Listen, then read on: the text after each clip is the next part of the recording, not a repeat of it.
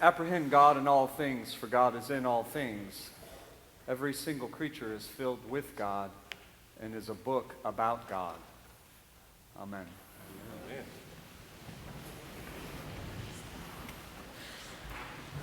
So today's Palm Sunday. In case you didn't know that.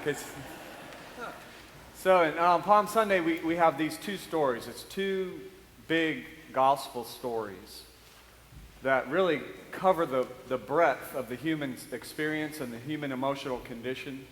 It's a huge undertaking if you enter into it. It's huge. So we just heard the first story. John just read the first story with all the pomp and circumstance, all this. And as I've been thinking about this throughout the week, I keep getting brought back to Little League. You remember Little League? Do you? Yeah. Yeah. Okay, so Little League, this first story, I'm 8 years old when I'm thinking about this. And it's that typical situation in a baseball game. The bases are loaded, there's 2 outs. There's the guy on first and second, and then there's a guy who's supposed to hit in front of me, who they intentionally walk so that they can pitch to me. You know, when I'm 8, though, I'm not thinking, hey, man, they're just really dissing me there. I'm not thinking that. I'm thinking, okay, good, I get a turn to hit. That's what I was thinking. So 8 years old, now the bases are loaded since they walk. First pitch, boom, and I hit a rope right past the pitcher, right past his head, and 2 runs score. And so as I'm rounding first base, I see my friend rounding the second run, rounding third base, and he's got the biggest smile in the world on his face. And we win the game. And it felt like everybody in the stands just came out, and they just jumped on me. People I didn't even know, they just jumped on me. And it was like, and they're chanting, they used to call me TJ, so they were chanting, TJ, come on, join me, TJ. So they're, it's just everybody's chanting, and it feels, I want you to get the feeling tone of this. So you got to get the feeling of this. The feeling is like this.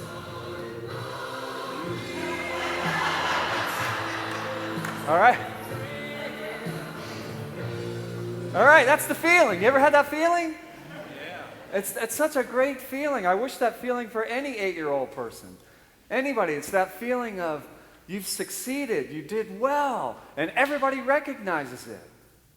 I remember going to school on Monday, and I was the king. Everybody knew about it. Everybody knew I was a winner. And God, I love that feeling. Don't you love that feeling? Everybody should have that at least once, if not more than once in their lives. And that's that first story. And there's a huge part of me that just so much wishes we could move from that story to Easter. Because then you got, we're winners, we are the champions, and then you got resurrection with nothing in between. But you see, what Holy Week says is we can't do that. Because that's not the way life is it? And that's not the way the story goes, does it? So we move from we are the champions, Hosanna, to this second story that we're going to read at the end of the service. And it is a dark story. There's just no way around it. It is a hard story if you enter into it. And so I'm right back to Little League.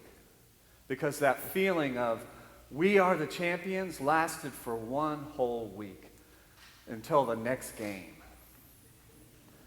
And the next game, similar scenario, 2 outs, I'm up, but this time it's pouring down rain.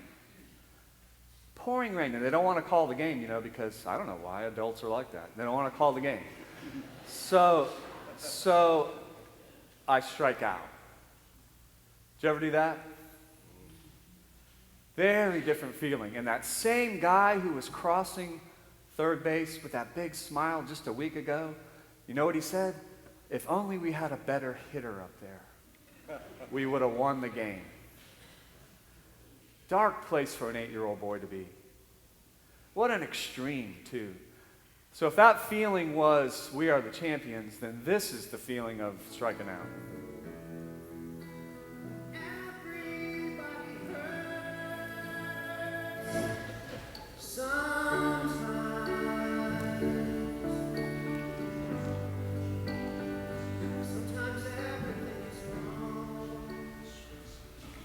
That's the deal.